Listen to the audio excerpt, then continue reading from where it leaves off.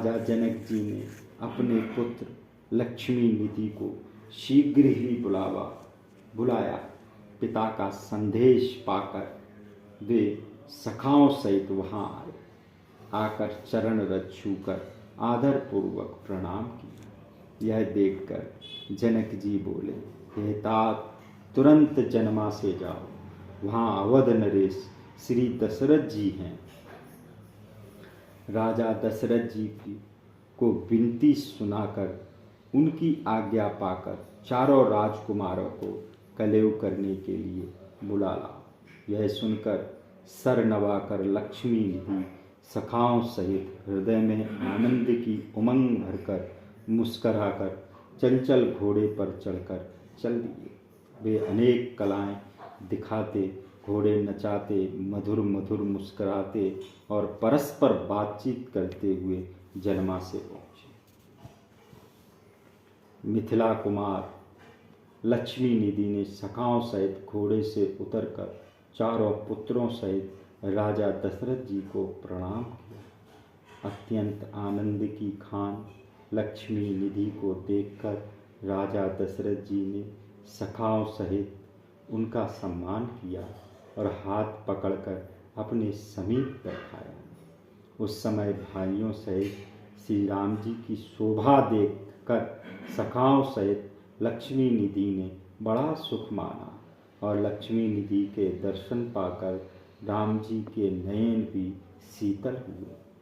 तब लक्ष्मी निधि ने हाथ जोड़कर महाराज से कोमल वचन कहे कि चारों राजकुमारों को कलेव करने के लिए भेजिए। प्रेम से सने हुए कोमल वचन सुनकर दशरथ जी मंद मंद मुस्कुराए। उन्होंने चारों कोरों को शीघ्र ही बुलाकर सुख मानकर भेज दिया।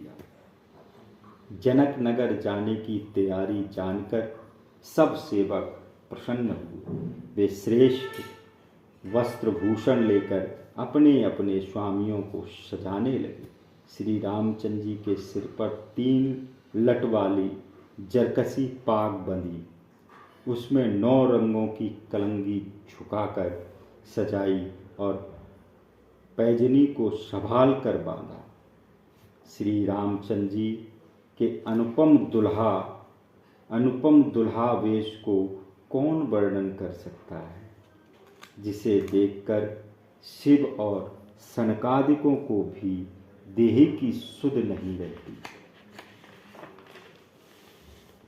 इस प्रकार छोटे भाइयों सहित श्री रामचंद्र जी महाराज सजकर चारों राजकुमारों वस्त्रों को संभालते हुए घोड़ों पर चढ़कर उमंग में भरकर चले।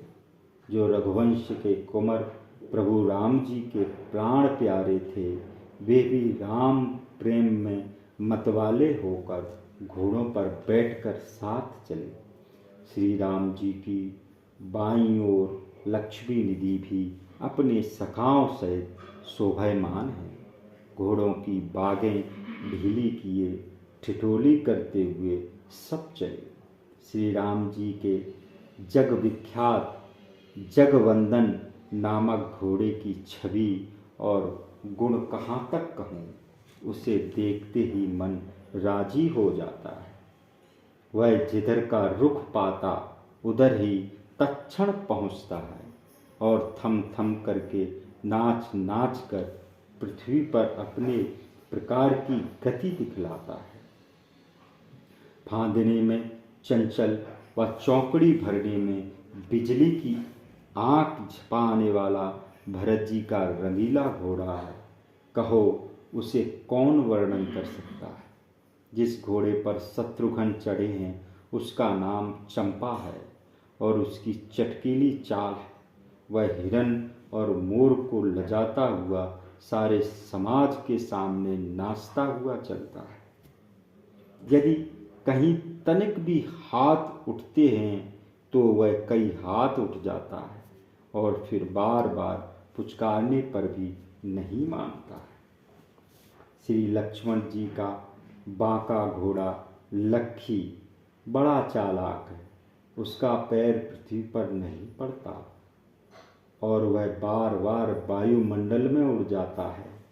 वह कुछ तड़फड़ाकर लक्ष्मी निधि के घोड़े के पास जा पड़ता है। उचित विचार कर रघुवंशी हंसते हैं और श्री राम जी भी मुस्कराते हैं। घोड़े की चंचलता और लक्ष्मण जी का चढ़ना देखकर सब लिमिवंशी और रघुवंशी ठगे से खड़े रह गए, मानो बिक गए हों। श्री राम जी आदि लाडले कुंवर भी देखकर उत्साह भरते हैं और प्रसन्न होकर लक्ष्मण जी की बड़ाई करते हैं।